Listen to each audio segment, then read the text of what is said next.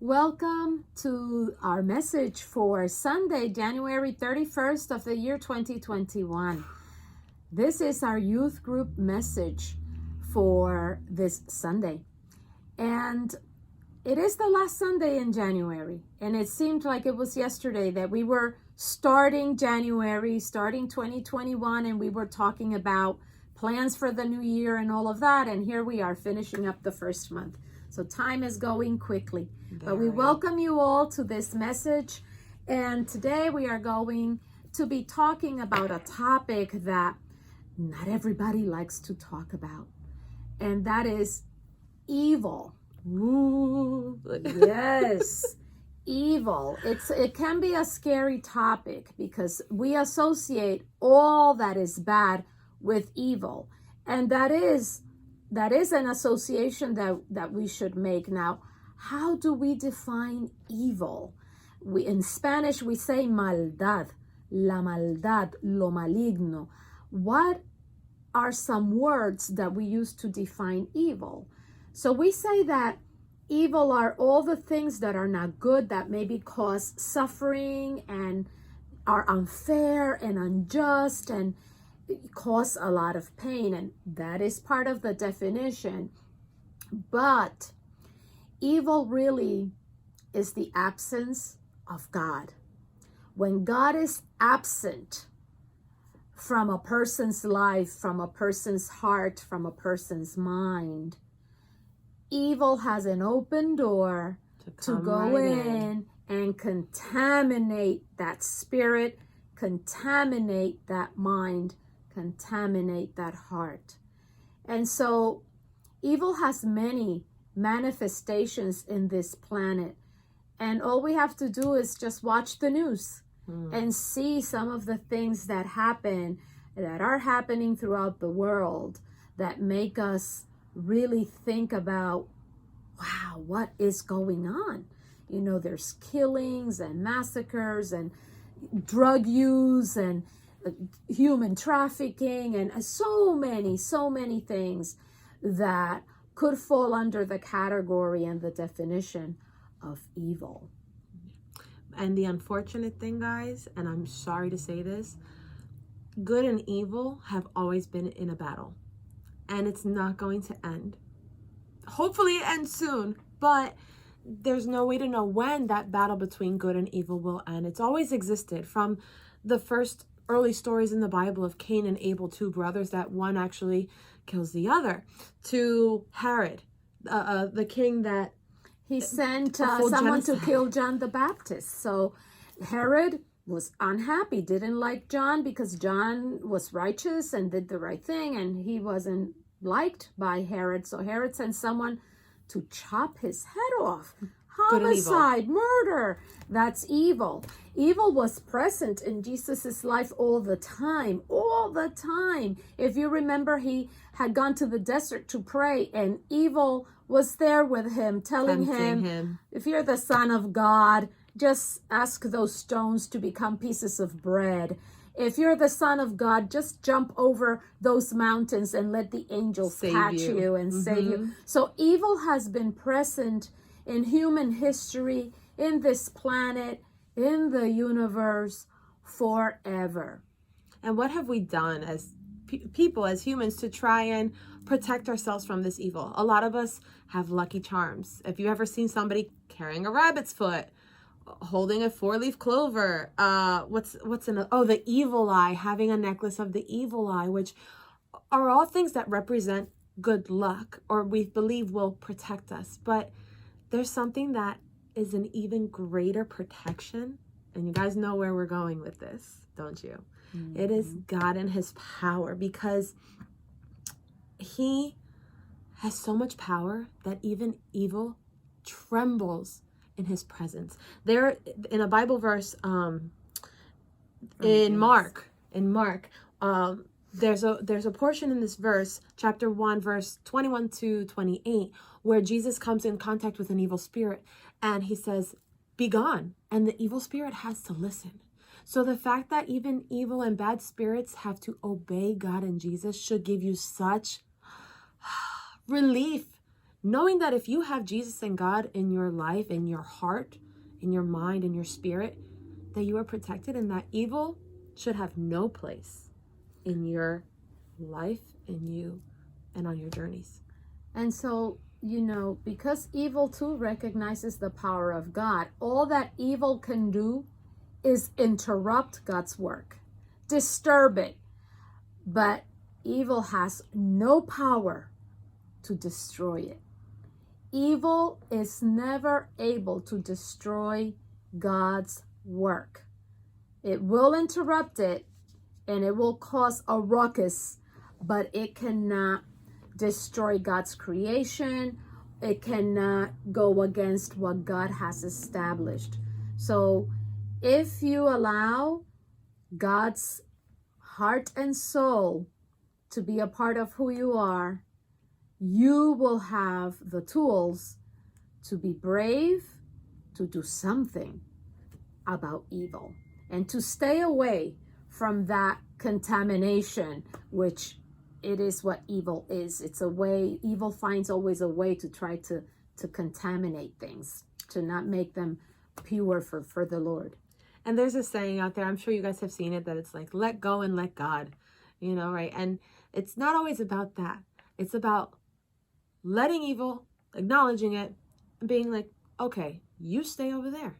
Whether it's something that's not good for you in school, at home, in your life. And sometimes it's hard to break away from those things. But knowing that you have God on your side and letting go and letting God be the one to speak through you and through your spirit to let evil know that, hey, I am not the one.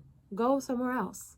Mm-hmm. Let go and let God in you, through you, be the one to shoo that evil away.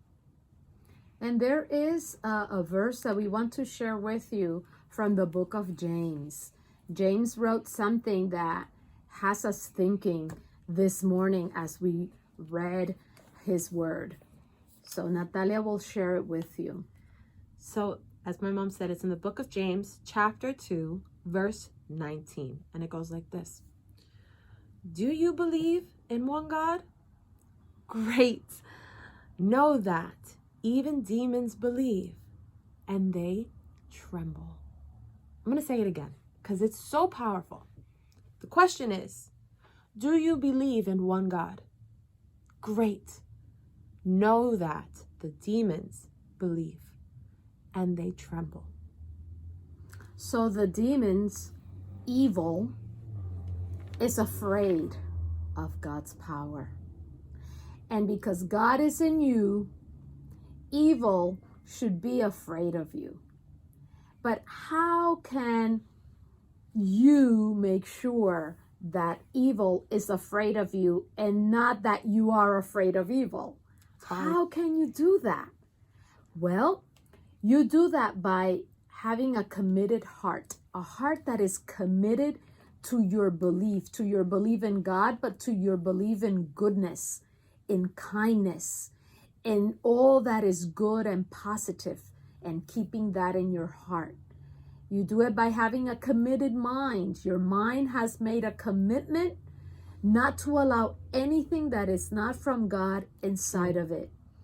You are going to work with yourself to strengthen your mind in a way that when those evil thoughts come in, they bounce off of all the goodness that's already in your head.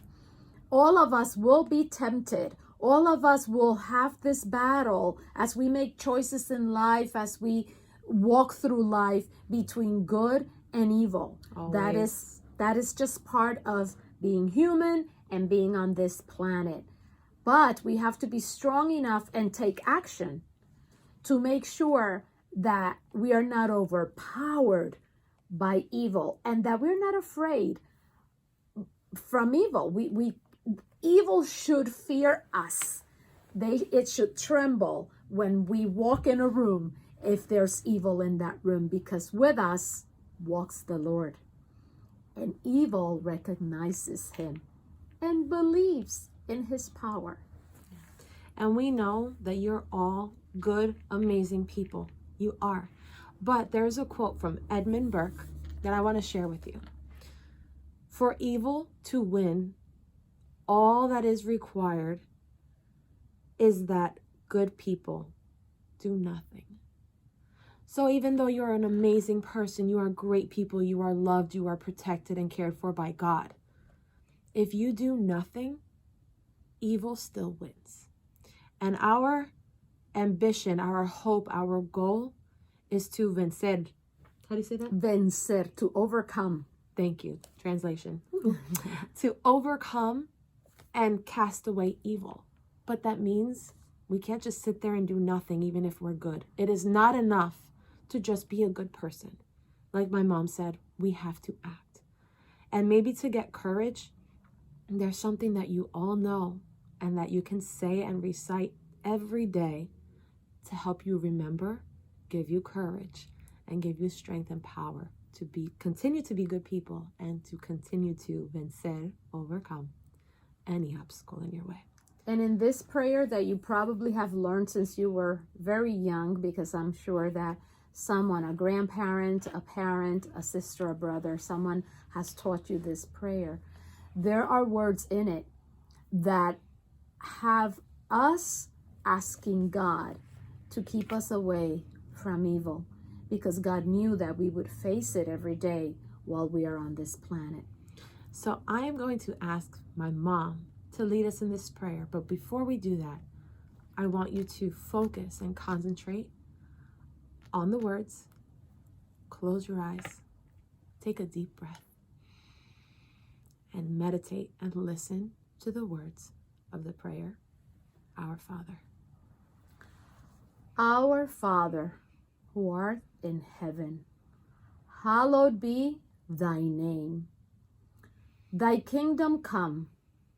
Let it be done on earth as it is in heaven. Give us this day our daily bread, and forgive us our debts as we forgive our debtors.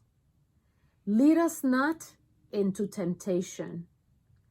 Deliver us from evil. For yours is the kingdom and the power and the glory, now and forever. Amen. Amen. Amen. We close today with the Lord's Prayer, knowing that God walks with us, that evil trembles because of who walks with us, because of who we have chosen to follow, because of the life that we've decided to live, because of who we've decided to learn from, because we are sons and daughters of the King. God bless you today. God bless your families and your homes. May the peace of the Lord be with you. May all the goodness of the world surround you. And may you be brave and strong so that evil can always be afraid of you. God bless you. Bye. God bless, guys.